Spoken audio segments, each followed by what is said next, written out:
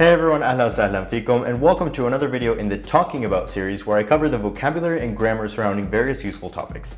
In my video on time, I covered the structural basis of the topic, the different words for time and their uses, how to say now, still, before, and after, and even adverbs like always, usually, sometimes, and never.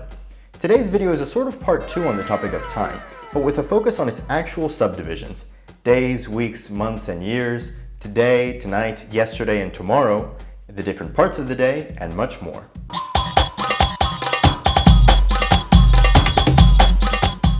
We should start today's discussion with the all-important word yom, meaning day. That's because although yom by itself means a day in general, with the article il yom can mean either the day or specifically today. So il yom illi nzilet as-suq means the day that I went down to the market. But il yom nzilet as-suq means today I went down to the market. The difference is that when il yom means today, it becomes sort of independent grammatically from the rest of the sentence, as in il yom اشتغلت طول اليوم. Today I worked the whole day. By the way, the plural of yom is ayam, days, but it's also useful to know yomin, which is technically 2 days, but it usually carries the sense of a few days. خلينا نقعد هاليومين.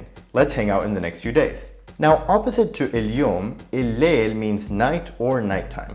For instance, صارت الدنيا ليل, meaning it became nighttime. By the way, check out my video on the weather for more information on this use of الدنيا to say it's raining, it's hot, or even it's nighttime. Anyway, unlike يوم, ليل just means night in general. It doesn't mean a night. Instead, a night is ليلة. It becomes feminine. This is actually a tamarbuta that is sometimes attached to collective or abstract nouns to refer to one instance or one article of something. For instance, while ba'ar means cattle, ba'ara is a cow. Likewise, leil is night in general, but leile is a night. And now using leile, we can create the parallel to il-yom, il-leile, the night, or tonight specifically. Since we're on the topic, let's quickly run through the different parts of the day. First, we have is-subuh, meaning morning. Notice that the fusha word for morning is sabah, as in sabah al-khair. Although we still use sabah for greetings in the dialect, the actual term for morning is subuh. There's actually something even earlier than is-subuh too, which is sabahiyya, meaning the very early morning. I like this word because by extension, it can also refer to the practice of going to meet someone in the early morning for coffee and a chat. Anyway, the next parts of the day are id-duhur, midday, and il-asr, afternoon. I don't want to dwell on these though, since they're the same as in standard Arabic. Plus, they're relatively specific when it's more common to just talk about daytime in general. In Arabic, while yom is just a day in the calendar sense, the word for daytime in general is in-nahar, as in enta mashghul bin-nahar, are you busy during the day? One way to think about it is that in-nahar is the opposite of il-layl, while il-yom is opposite of il-layle. And finally, we have il-masa, evening. You probably know this one too because of masa al-khair. Just notice that the fusha word masa gets shortened to just masa in the dialect. And that's basically it for the different parts of the day. Now let's zoom out and talk about dates. So I told you that il-yom is today and hal-yomain is these days. As for yesterday and tomorrow, note that they're completely different in the dialect than they are in standard Arabic. Yesterday is imbarih. شو سويت امبارح? And actually the day before yesterday is just قبل امبارح. As for tomorrow, it's بكرة. شو بدك تسوي بكرة? And the day after tomorrow is بعد بكرة. By the way, we find the root of بكرة in the word بكير, meaning early. قمت بكير اليوم. I woke up early today. Another word for early is بدري, which is completely interchangeable with بكير.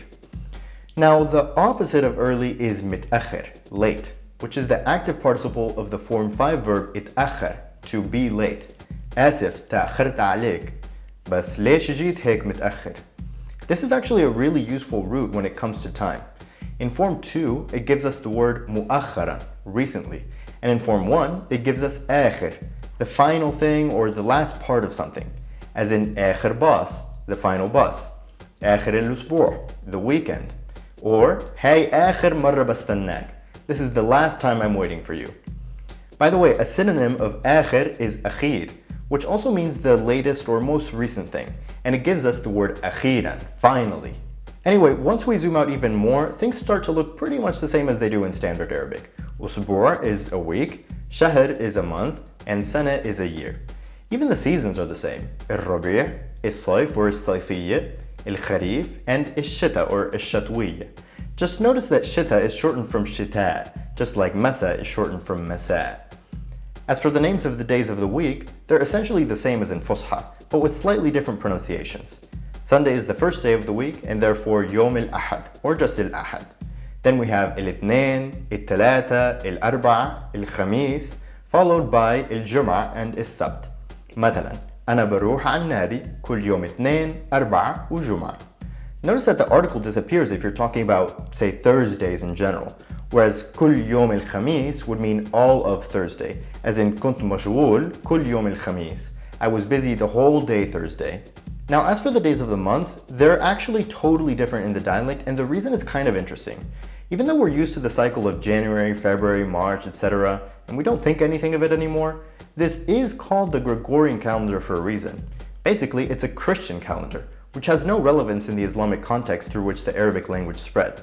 That's why even though most Arab countries use the Gregorian cycle for civil purposes, the names of the months are still just Yanayir, Febrayir, and so on. What's interesting though is that the countries of the Levant are the specific exception to this, maybe on account of the historical prominence and significance of its Christian communities.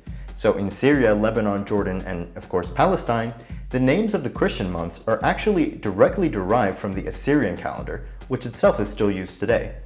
That being said though, in Palestine these are essentially just the formal names of the months, which are not so commonly used in daily speech. Instead, it's more common to just call the months according to their number. شهر واحد, شهر اثنين, شهر ثلاثة, all the way to شهر 12. وأخيراً وصلنا على آخر الفيديو. Nothing too complicated today, thankfully. I try not to do too many videos that are just vocabulary lists, but these are very important terms for daily use after all, so I figured why not. Anyway, I hope you learned at least one new thing today, and as always, feel free to leave a suggestion for a future video in the comments, and I'll see you next time.